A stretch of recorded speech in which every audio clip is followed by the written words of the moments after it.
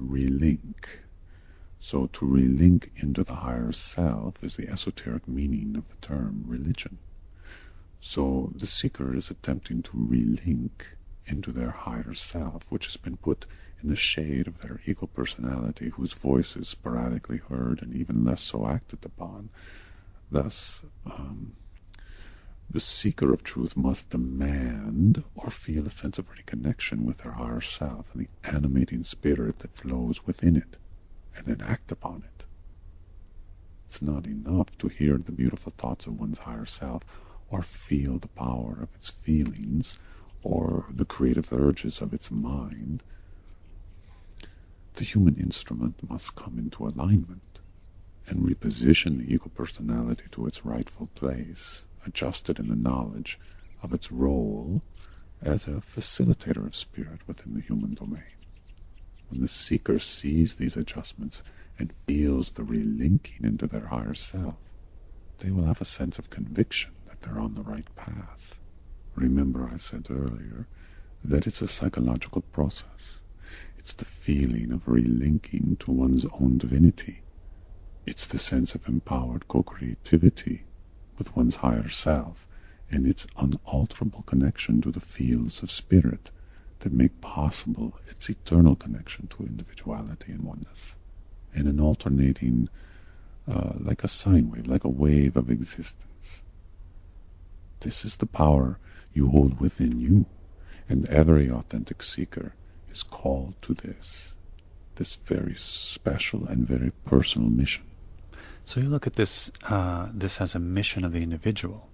Yes, it is, in every sense of the word, a responsibility of the individual to seek out their higher self and come into alignment with the higher fields of their source. And I use this term responsibility not as a thing imposed upon the seeker from an outside source, but rather a recollection of their purpose for incarnating as a human on this planet at this time. Once they fulfill this responsibility, they will decide, quite of their own accord, what their mission is and with whom they wish to work with. Much of this goes on beneath the conscious awareness of the seeker. In some ways, they feel like they're caught up in a current that, like a riptide, that pulls them from the safety of the shoreline. The shoreline represents their past as an ego personality, and the currents are spirit. And once the seeker comes into alignment with their higher self, they will be pulled by this current and positioned appropriately to fulfill their mission. Is the mission different for everyone, or is it pretty much the same? It's really both. Every individual seeker, as they awaken to their inmost spirit and feel the currents of a love-centered life, is pulled into very specific situations in which their energetics can be utilized by spirit and the grand awakening of humanity. This does not mean that every moment is a contribution to this mission, but overall, as you look at the mosaic of a life, let's say a course of a month's time, the contribution is proffered and the awakening is brought a little closer, made a tiny bit more tangible and magnetic to all those who remain asleep. At the collective scale, there are different phases of awakening. There are those who are just awakening, who are seeking their purpose and trying to integrate the two worlds into a sensible composition. There are those who are in deep slumber in their ego personalities and cultural confinements. And there are those who are partially awakened but are manipulated by outside influences to remain with the sleeping masses. And there are those who are awakened and know with deep conviction and the commitment of divine love that their primary mission is to activate and rekindle all of those in the aforementioned categories so they can all join the grand awakening. Now, and this is important, the mission is not one of join the enlightened crowd and be happy, nor is it, you poor people who live in ignorance of the glory of God, I will help you awaken. This is not about preaching the good news to the sinners of the world. Those who slumber are not sinners. They are not bad people, nor are they lower in standing than you or me.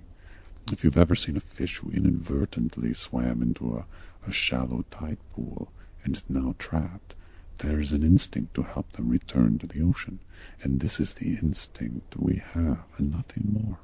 The fish held in the tide pool is still the same fish. It has the same powers and needs. It is simply trapped in the confinements of the tide pool, and that diminishes its ability to be a fish. Yeah, I get a lot of email from people, and I should add that when I say I get a lot of email, it's really intended for you. Yeah, but the sentiment is a bit edgy, in that the person is frustrated that their mission or purpose seems, I'll say mundane. At least that's the impression I get from reading the stuff. It's kind of caught up, as you just put it, in a very small tide pool, or at least that's their perception. What would you say to them?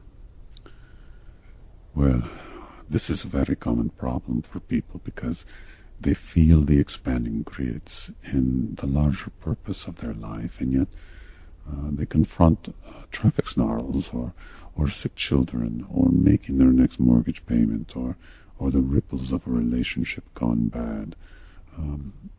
All of these things impinge on their perception of their purpose, because in part they feel the mundane and the divine clashing in their lives.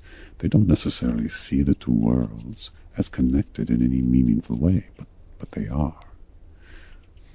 Have you ever seen a film that is very dark, even depressing in its darkness, but when the light comes into the film, it's very bright, very fulfilling?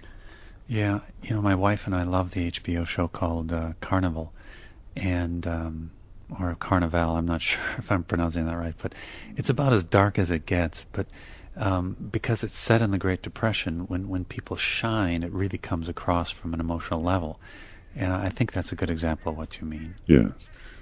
Yes, though I haven't seen the movie you've mentioned, it can be a very powerful technique in storytelling and filmmaking to use the contrast of darkness to reveal the light with more fullness and depth. And life does this as well, you see.